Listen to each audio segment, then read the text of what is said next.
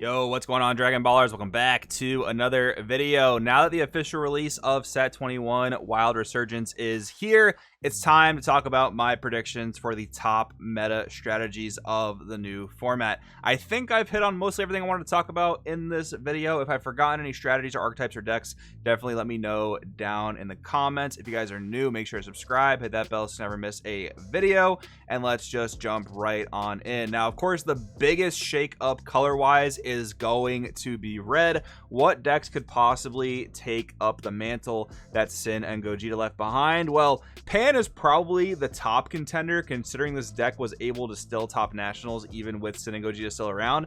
And I gotta say, Android 13 is sneakily impressive. This deck has not put up quite the results that Sin or Gogeta or even Pan have put up, but it has managed to top in this previous format. And what this deck can do for one energy, assuming you establish your Gogeta unison, is really powerful. Obviously, both these decks are considerably weaker than Sin and Gogeta, but I still think they're going to be good contenders in the format. These decks still definitely have like turn 3 on really good cases, like turn 4 typically kill potential. Whenever you're going into any new format, you definitely have to identify what the aggro strategies are, and you have to have a plan to deal with them, no matter how like perceived strong or weak aggro is in a given format. And I think that this upcoming format, that's going to be especially true for the control players, because Sin and Gogeta were able to do their thing against both mid-range and control decks. Generally, mid-range is a lot better against aggro, but those decks were so strong that they could even beat certain mid-range decks, especially going first.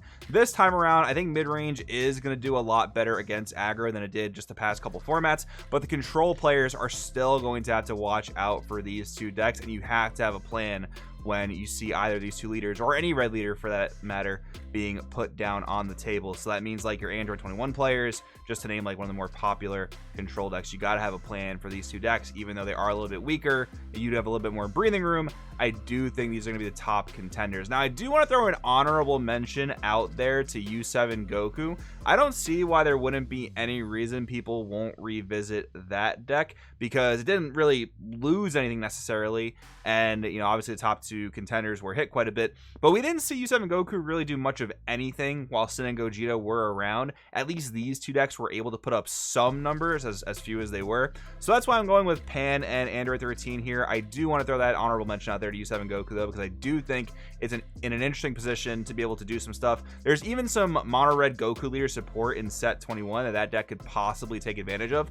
I will say one relatively decent hit to U7 Goku, now that I think about it, is the loss of Vegeta Resolve Renewed, because now these decks had to play Beerus Ball in order to answer floodgates effectively, because Pan and Android 13 at least get themselves down to 6 on Awaken, which is a little bit closer to being able to use Beerus Ball, whereas U7 Goku doesn't take any life on Awaken, so you could be at 8 life potentially and not really be able to answer your opponent's floodgates, which might leave you in a little bit of like a stuck situation where you might need to play like copies of Surmounting, maybe some main deck Self Awakeners.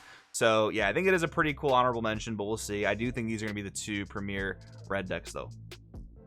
Next up, we have Cumber and Spring Kai of Time kind of reclaiming their spots in the format. We've seen these decks do decently well, definitely more so Spring Kai of Time than Cumber, but the thing about the color black is that it's the other aggro color in the game, pretty much next to red. So when you had such overwhelming red decks like Sin and Gogeta, of course it was kind of like a no-brainer that these two decks were not going to be able to do nearly as much in the format. But honestly, when I look at Pan and I look at Android 13, I see a lot of similarities to Kai of Time and Cumber in terms of like power level. I think these are all 4 aggro decks that output a similar level of power, and having said that, that leads me to believe that these two decks will be able to compete with those red decks in the aggro sphere. Now again, I do want to throw another couple honorable mentions out to SSG Trunks Crimson Warrior and Dark King Machikabura Restored to the Throne, because we didn't get any new black archetypes in set 21 Wild Resurgence, but we did get some pretty cool legacy support for these two decks in particular. Now, I don't really expect Token Toa to do too much. I wasn't too impressed by that support, but Trunks and Machikabura did get some pretty cool stuff. they're definitely a bit more mid-rangey of strategies compared to Cumber and Kai of Time. They want to play a little bit of a more elongated game. Both Trunks and Machikabura can draw a fistful of cards, which definitely has the mid-range thing going for it, and they do have their respective floodgates. Machikabura's is probably a little bit better. Pan, from what I remember, in the Trunks deck doesn't actually negate the initial attack and only punishes more battle card attacks after that, whereas I think the Poutine floodgate in Machikabura just like stops everything unless your opponent pitches 2 cards. But anyways, those 2 decks I think will have to kind of prove themselves. I do expect Kai of Time and Cumber to make waves in the upcoming format. Machikabura and Trunks, it'll be interesting to see if they can keep up.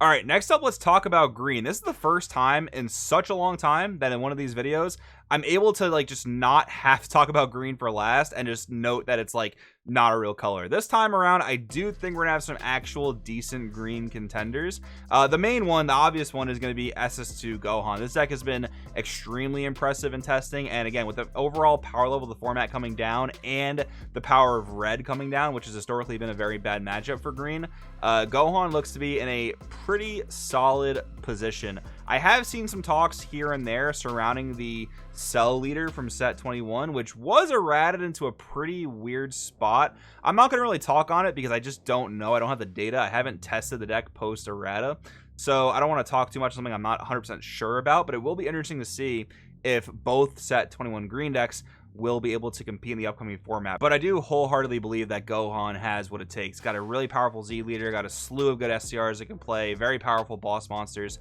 and draws a pretty good hand to boot. So I think it's definitely a solid contender.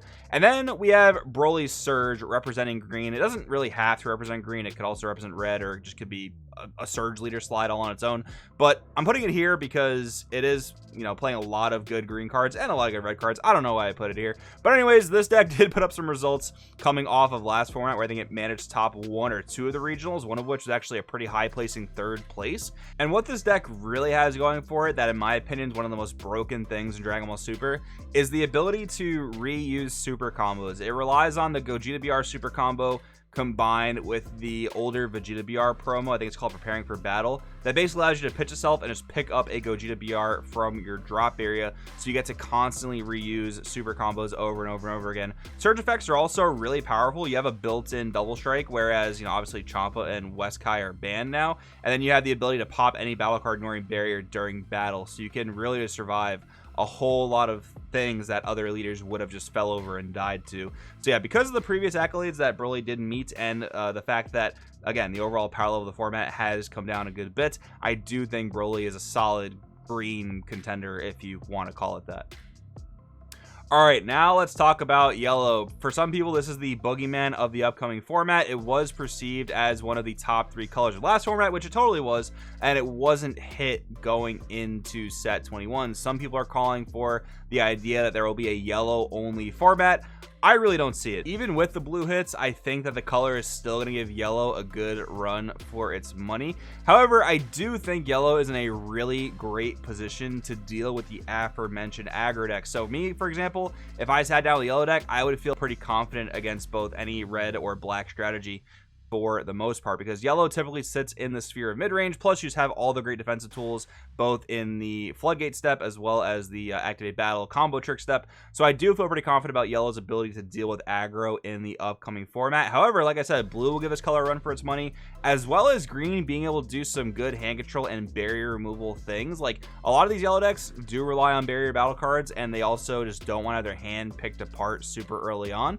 So I think that, you know, green can give yellow a little bit of trouble, and that might be where yellow sits. Yellow might be the kind of mediator to the format where it does very well against red and black, but can definitely be defeated by green and blue. But the thing about yellow is it has the tools to deal with just about everything in the game. So I think a prepared yellow player is going to be able to deal with the green and blue decks of the format, but I think those are the matchups that are definitely going to take a lot more preparation, I guess you could say. But yeah, these are the top 3 yellow contenders in my opinion. I don't think this is really super disputable. Golden Frieza, Majin Vegeta, Trunks Vegeta, all decks did very, very well last format. Majin Vegeta seemed to like really take off towards the middle end of last format, so definitely don't expect that to change. Trunks Vegeta seemed to like fall back just a little bit, but Golden Frieza, still one of the most fun decks in my opinion. The fact that a set 1 leader is meta up to this point is definitely super funny, to say the least. And for the final color of the video, we are talking about blue, which did see an entire archetype pretty much get axed in the form of Gamma.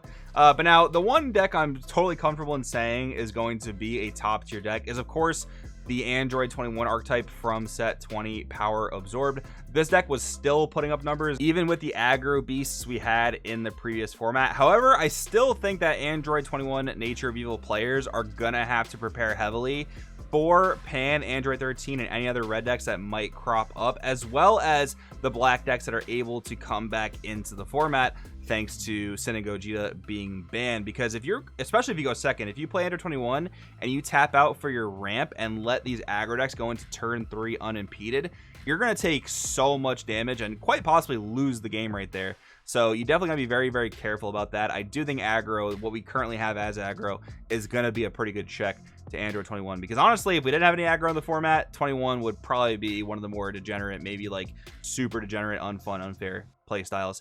Then we have Self-Control Android 21, which definitely put up some impressive numbers last format in terms of its ability to convert into Top Cut, and I don't really see any reason why this deck would be worse off. It's probably a little bit better in like the defensive mid-range department compared to Android 21, and that's due in part to this deck's ability to reuse super combos, which I talked about being a really broken game mechanic that Surge Broly is also able to do. But when this deck does it, you're controlling your opponent's hand. So yeah, this deck seems really, really good. The one downside of Self-Control 21 is that it's very, very reliant on seeing the Android 21 Trading Places promo. So in any games that you get unlucky or don't see it early, that's definitely going to be a little bit of a rough time. But considering how well it did last format, I do think this is a deck that you can expect to do pretty well coming into the next format. And then I have Soul Striker here, not so much as an honorable mention, but I do think because of the loss of Gamma, people are going to be looking for another leader that, fills a similar role. A blue mid-range leader, untaps energy, allows you to make more plays during your own turn, and I think Soul Striker is the leader for that, at least at first glance. It's also like somewhat of the most similar thing to Crimson Goku, minus the ability to cycle through sands and self-awaken. So that might be one of the things that hold the leader back, not being able to self-awaken reliably. But I do think it's one that people are gonna experiment with. The deck did okay in set 20 format. Shout out to my teammate Marcus, who I think topped at least 2 regionals with this, and then other players also managed to top with Soul Striker as well. And then we have the set 21 blue decks, which I'm not totally sure. Like, I wanted to put Baby on this slide, but it's just not proven yet, and there are a ton of other aggro decks in the meta. I do think Baby is really, really good. Oob, definitely probably a lot more rogue tier, not so great. But yeah, we'll kind of have to wait and see on all that. So yeah, definitely shout out to Baby here, even though I did not put it in the slide. But yeah, guys, those are my thoughts as for what the top decks of each color are going to be. If you agree, disagree, let me know in the comments. Thanks for watching. I'll see you in the next one.